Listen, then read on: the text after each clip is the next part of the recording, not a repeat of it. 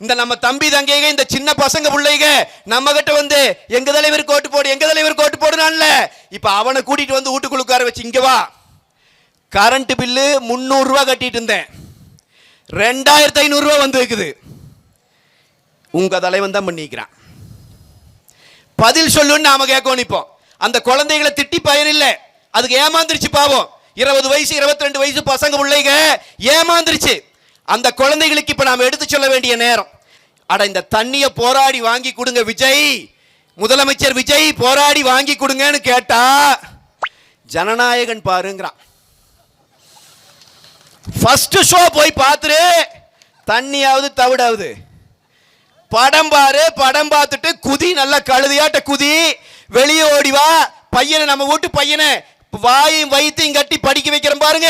இந்த ஒரு பையன் படிச்சான்னா நம்ம குடும்ப நிலைமை மாறிடுன்னு கஷ்டப்பட்டு படிக்க வைக்கிறோம்ல, அந்த பையனை கூட்டிட்டு போய் கட் அவுட்டுக்கு பால் ஊத்தி சொல்றான்.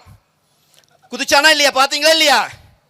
இப்பவும் இந்த ரெட்டலக்காரன் தான், இந்த எம்ஜிஆர் கட்சிக்காரன் தான், இந்த அம்மா கட்சிக்காரன் தான், இந்த எடப்பாடியார் கட்சிக்காரன் தான் தெருவில் இறங்கி படம் பார்த்தா வயிறு நம்பாதுரா, தயவு செய்து தண்ணி விடுறதுக்கு போராடுறா என்று கேட்டு நிக்கிறோம். அப்ப திருவாளர் விஜய் அவர்கள் இந்த நாட்டினுடைய முதலமைச்சர் வாயே திறக்க மாட்டேங்கிறார். இங்க காங்கிரஸ்காரனை கூட்டணியில் சேர்த்திட்டாங்க. 60 வருஷம் பழசுங்க, 60 வருஷம் பழசு. அதை தூக்கிட்டு வந்து புதுசுன்னு உங்க வீட்டு கொடுத்தா எத்தனை ஆத்திரம் வரும் உங்களுக்கு? 60 வருஷமா இந்த காங்கிரஸ்காரனை உள்ள விடக்கூடாதுன்னு வச்சிருக்கிறோம். என்னைக்கெல்லாம் ஆட்சியில் இருந்தானோ அன்னைக்கெல்லாம் தமிழர்களை கொன்று குவித்திருக்கிறான். 60 வருஷமா வச்சிருந்த பழைய ஒன்றை தூக்கிட்டு வந்து இதோ புதிய மாற்றுங்கிறார் விஜய். கர்நாடகாவிலையும் காங்கிரஸ் ஆட்சி பண்றான், இங்கேயும் காங்கிரசினுடைய ஆட்சி. இந்த 2 பேரும் சேர்ந்து தமிழ்நாட்டினுடைய மக்களை இன்றைக்கு வஞ்சிக்கிறான். ஒரு நயவஞ்சக வேலை செய்யறான். தாய்மார்களுக்கு நான் சொல்றேன், பார்க்கறதுக்கு அழகா இருக்கிறாங்க, திரையில வந்து டயலாக் பேசுறாங்கிறங்காட்டி அவன் நல்லவன் அல்ல என்பதை நாம் புரிந்து கொள்ள வேண்டாமா?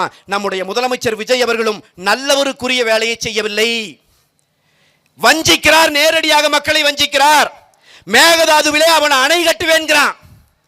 அணை கட்டுனா சுடுகாடு ஆயிருவோம், எழுதி வச்சுக்கோங்க. டெல்டா மாவட்டங்கள் குறிப்பா சுடுகாடு ஆயிருவோம். இந்த மாவட்டங்கள்ல வாழ முடியாத நிலைமை வந்துடும்.